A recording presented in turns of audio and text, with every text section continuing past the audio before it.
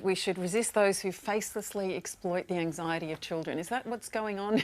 Completely misinterpreted. But I think before I get onto that, I'd like to just quickly address what you were saying about meeting the targets. I mean, we were just talking about the Kyoto Protocol. The fact that, yes, we've hit our targets, but we can actually burn 25 to 30% more fossil fuels because of how we bargained and lobbied. I mean, for God's sake, the European Union's environmental policy spokesperson called Australia's conduct in that wrong and immoral. So the way that we conducted ourselves, we cannot use that as a benchmark for progress. And that's why we're taking to the streets, because we're so frustrated at the lack of activity by your government and the fact that they're saying, well, we are meeting our targets. Well, you're clearly not when you're actively, rigging this system.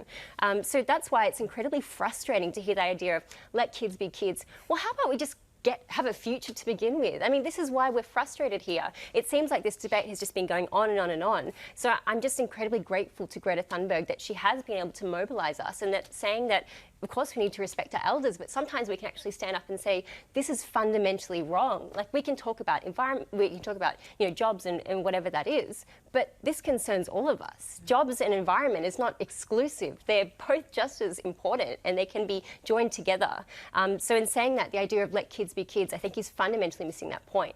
We're not protesting because somebody has told us to. We're not trying to deliver some hidden agenda. We are genuinely frustrated and angry beyond belief that our future is in the hands of this party that is failing to take effective action. How dare Scott Morrison say something like, we're meeting our targets, yet propose the Adani coal mine in the exact same breath? Like, I just think that's absolutely appalling. The fact that he isn't even making explicit mention of the climate strike, the fact that he hasn't done outreach to young people that are really being involved in this. I mean, what kind of message are you saying to young people?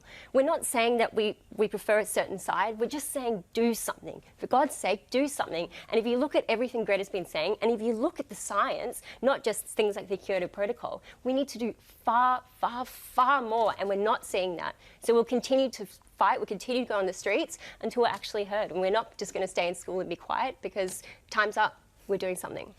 And when you hear the Prime Minister say we need to respect and harness the passion of young people, into what? What do you hear? Respect and harness into what? You building more coal mines? Like, how are you going to... Even when someone says, you should just run for politics in the future. What future? We need to act now. Time is running out. And that's why it's so frustrating. I mean, you can respect and harness it all you like, but yet you won't meet with us. Yet you won't work with us to create effective solutions. Young people have ideas. The scientists have the policies to implement them. The answers are there for you to take and grab.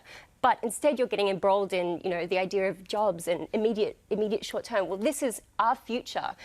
So actually listen up. And you're embarrassing us on an international stage. Even the fact this message to Pacific neighbours, but also just to young people as a whole, it's frustrating. But it won't stop us, not at all. Tony, you've been working in